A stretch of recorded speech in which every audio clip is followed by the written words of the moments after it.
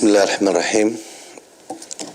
السادة الأطر، السيد رئيس العصبة، السيد المدير التقني، السادة أطر الجامعة الملكية المغربية لكرة القدم، أطر التقنية التي رافقت الفريق الوطني في مقدمتهم السي هشام الدقيق، اللاعبين. أولا هنيئا لكم على رسالة التهنئة نتاع جلالة الملك نصره الله، واللي تقاسم فيها شعور الافتخار والاعتزاز بانخراطكم في الإشعاع الرياضي لبلدنا قاريا ودوليا، وحثا إياكم على بذل المزيد إن شاء الله من العطاء والعمل للظهور أكثر قوة في كأس العالم. فمرة أخرى هنيئا لكم بهذه الرسالة الملكية، كما قال السي هشام، التي هي تشريف وتكليف لكم أيضا برفع الراية الوطنية خفاقة في مختلف المناسبات. ثانيا، أنا كنت دائما أقول بأنكم المنتخب النموذجي الذي انخرط بشكل تام في خارطة الطريق والاستراتيجية الرياضية التي وضع أسسها وركائزها جلالة الملك نصره الله. اليوم مركب محمد السادس الذي تتدربون فيه باستمرار وفي ظروف احترافية هو تجسيد لأحد ركائز هذه النظرة الاستراتيجية لجلالة الملك نصره الله. أنتم منتخب نموذجي، أقولها بوضوح وبصراحة وبشكل دائم،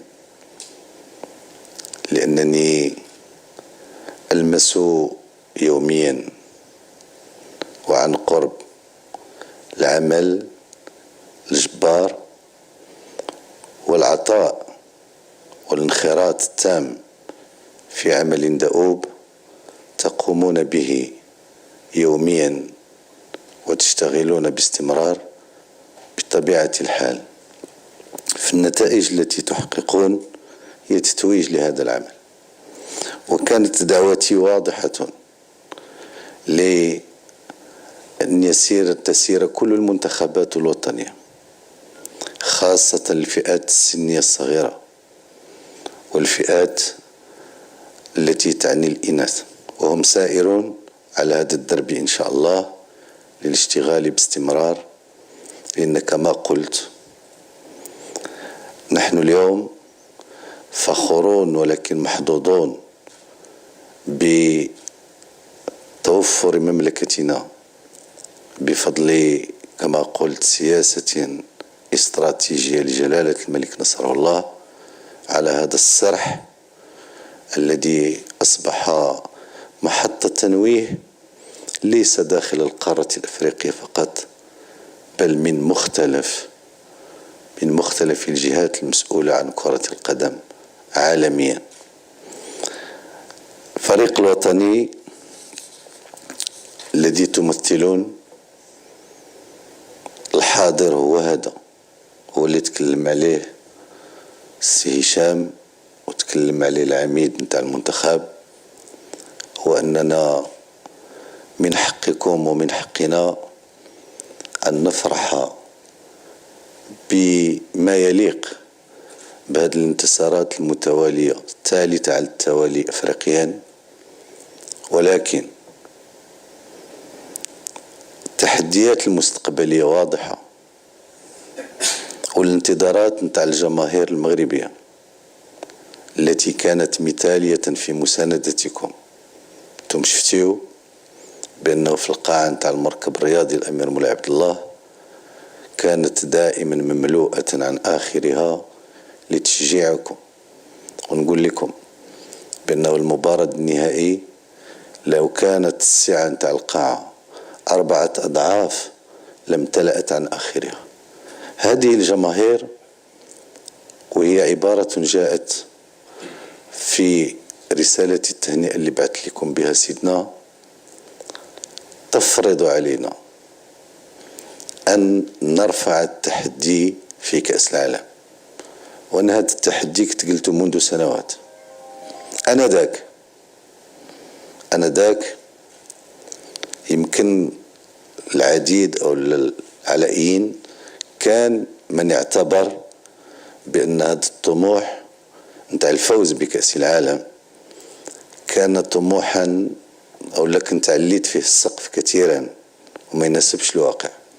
ولكن الحمد لله، وأنا لاحظت بأنه مع مرور الوقت، مع مرور الشهور، مع مرور السنوات، اليوم كنعرف بأن هذه القناعة ترسخت عندكم جميعا، وستترسخ أكثر إلى وصلتوا في نفس المنوال.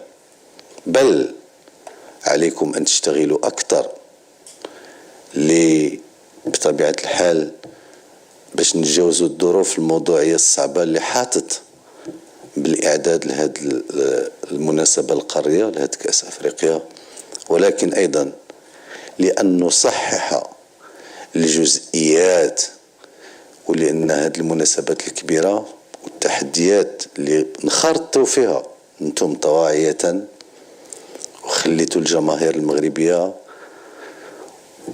وسيدنا الله ينصروا في المقدمة نتاعهم أن الانتظارات نتاعنا منكم في كأس العالم كاين واحد ما كاينش اثنين، هي أننا نمشيو لأوزباكستان باش نخرجوا أبطال من هذه الكأس، وأنتم قادرون على ذلك إن شاء الله.